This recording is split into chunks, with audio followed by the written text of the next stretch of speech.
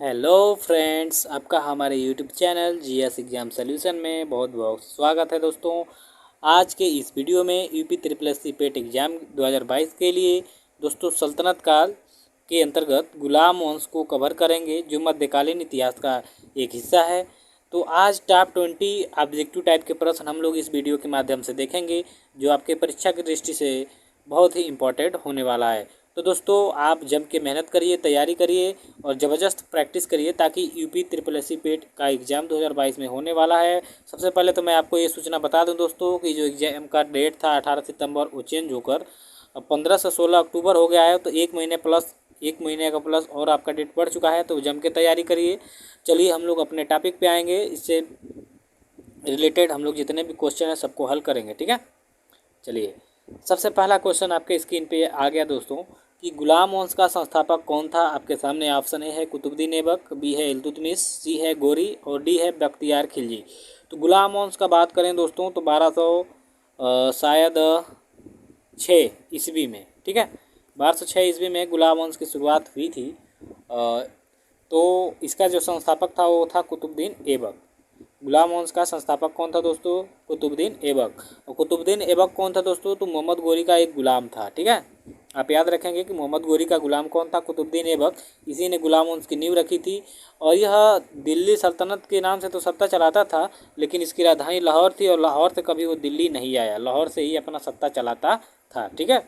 चलिए, प्रश्न 2 देखेंगे दोस्तों कि कुतुबुद्दीन ऐबक किसका गुलाम था। देखिए, क्वेश्चन यहाँ पे आ चुका है कि कुतुबुद्दीन ऐबक किसका गुलाम था। अभी मैंने बताया मोहम्मद गोरी का गुलाम था दोस्तों। तो ऑप्शन बी आपका क्या हो जाएगा? राइट हो जाएगा। चलिए नेक्स्ट देखेंगे। 3 नंबर का क्वेश्चन है, कुतुब मीनार की नींव किसने रखी थी। आपके सामने ऑप्शन, वेरी इंपॉर्टेंट क्वेश्चन है दोस्तों, यहाँ मैं कर दे रहा हूँ। ऑप्शन ए है इल्तुतमिश, बी है बख्तियार खिलजी और सी है कुतुबुद्दीन ऐबक, डी है आराम शाह। तो दोस्तों, कुतुब मीनार जैसा आप लोग जानते हैं कि यह कुतुबुद्दीन ऐबक ने इसकी नींव रखी थी, यानी बनाने का जो प्रस्ताव था इसने ही रखा था कुतुब मीनार का, लेकिन पूर्ण कराया था दोस्तों इल्तुतमिश ने। अभी आगे क्वेश्चन आपसे मिलेगा। तो कुतुबुद्दीन ऐबक था दोस्तों, और इसने कुतुब अल इस्लाम नामक का मस्जिद भी और 2.5 दिन का झोपड़ा, ठीक है। कुतुबुद्दीन ऐबक ने 2.5 दिन का झोपड़ा और एक मस्जिद का कुतुबुल इस्लाम नामक एक मस्जिद का निर्माण कराया था, ठीक है। आप याद रखेंगे कुतुबुद्दीन ऐबक। 4 नंबर के कुव्वत इस्लाम, देखिए यहाँ पे आ गया क्वेश्चन, कुव्वत उल इस्लाम मस्जिद का निर्माण किसने किया था। ऑप्शन ए है आपके सामने बख्तियार खिलजी, बी है बहाउद्दीन, सी है इल्तुतमिश और डी है कुतुबुद्दीन ऐबक। तो कुतुबुद्दीन ऐबक ने दोस्तों कुव्वत उल इस्लाम मस्जिद का निर्माण कराया था। वेरी इंपॉर्टेंट क्वेश्चन है। और क्या निर्माण कराया था दोस्तों? तो 2.5 दिन का झोपड़ा, 2.5 दिन का झोपड़ा का निर्माण किसने कराया था दोस्तों? तो कुतुबुद्दीन ऐबक ने कराया था। चलिए नेक्स्ट क्वेश्चन देखेंगे 5 नंबर में, लाख बख्श किस शासक को कहा जाता है। ऑप्शन ए है कुतुबुद्दीन ऐबक, बी है इल्तुतमिश, सी है बख्तियार खिलजी और डी है बहाउद्दीन। तो कुतुबुद्दीन ऐबक को दोस्तों लाख बख्श कहा जाता है। लाख बख्श मतलब लाखों का दान करने वाला। आप यहाँ ध्यान देंगे, लाखों का दान करने वाला, ठीक है। तो लाख बख्श किस शासक को कहा जाता है? कुतुबुद्दीन ऐबक को, ठीक है। ऑप्शन ए सही होगा। 6 नंबर के क्वेश्चन में देखेंगे कि प्राचीन नालंदा विश्वविद्यालय को ध्वस्त करने वाला कौन था। वेरी इंपॉर्टेंट क्वेश्चन ये भी है दोस्तों। तो ऑप्शन आपके सामने ये है मलिक काफूर, बी है बख्तियार खिलजी, सी है अलाउद्दीन खिलजी और डी है बलबन। तो देखिए, एक इसका सेनापति था कुतुबुद्दीन ऐबक का बख्तियार खिलजी। इसने क्या किया था कि प्राचीन जो नालंदा विश्वविद्यालय है उसको इसने नष्ट कर दिया था, आग लगा दिया था उसमें, जो कि कई महीने तक जलता रहा, ठीक है। तो कोई पूछे दोस्तों कि नालंदा विश्वविद्यालय को ध्वस्त करने वाला कौन था, तो बख्तियार खिलजी था, जो कुतुबुद्दीन ऐबक का सेनापति था। चलिए 7 नंबर के प्रश्न में देखेंगे, कुतुब मीनार को किसने पूर्ण कराया था। देखिए, कुतुब मीनार की नींव तो कुतुबुद्दीन ऐबक ने रखा था, लेकिन इसको पूरा किसने किया था? तो अभी मैंने ऊपर के क्वेश्चन में आपको जिक्र किया था कि इल्तुतमिश। ऑप्शन नंबर सी है इल्तुतमिश, इसने ही कुतुब मीनार को पूर्ण कराया था, ठीक है। चलिए अगला क्वेश्चन है, 40 गुलामों का संगठन किस शासक ने बनाया था। ऑप्शन ए है बलबन, बी है कुतुबुद्दीन ऐबक, सी है अलाउद्दीन खिलजी और डी है इल्तुतमिश। तो दोस्तों, इल्तुतमिश ने 40 गुलामों का संगठन एक बनाया था, ठीक है। तो डी हो जाएगा इल्तुतमिश। 9 नंबर के प्रश्न में है कि कुतुबुद्दीन ऐबक की मृत्यु कब हुई थी। ऑप्शन ए है 1210 में, 1212 में, 1209 में या 1211 में। तो 1210 में दोस्तों क्या हुआ था कि कुतुबुद्दीन ऐबक की मृत्यु हो गई थी। कुतुबुद्दीन ऐबक की दोस्तों मृत्यु कब हुई थी? तो 1210 में हुई थी। तो 1210 आप क्या करेंगे? याद रखेंगे, ठीक है।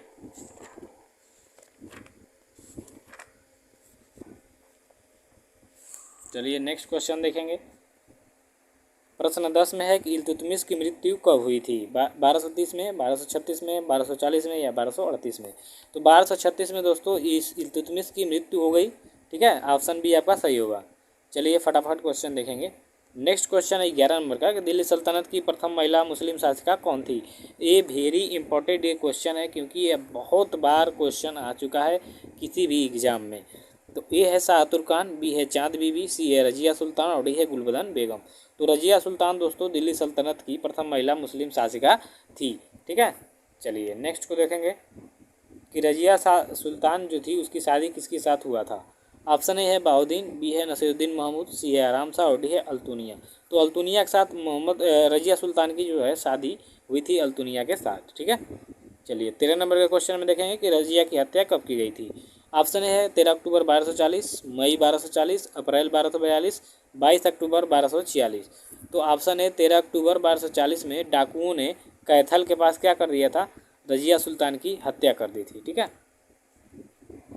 14 नंबर के क्वेश्चन में देखिए कि टोपी सीकर अपना जीवन निर्वाह करने वाला शासक कौन था?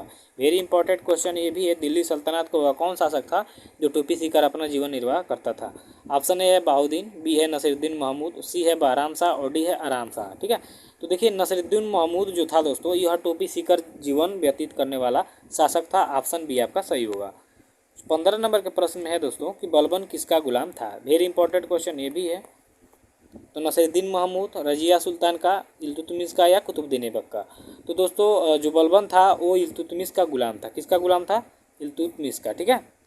चलिए 16 नंबर के क्वेश्चन में देखिए तुर्कान चिहलगामी यानी 40 सरदारों का जो गठन हुआ था इल्तुतमिश ने किया था, उसका विनाश किसने किया था? ऑप्शन ए नसीरुद्दीन महमूद, बहराम शाह, रजिया सुल्तान या बलबन ने।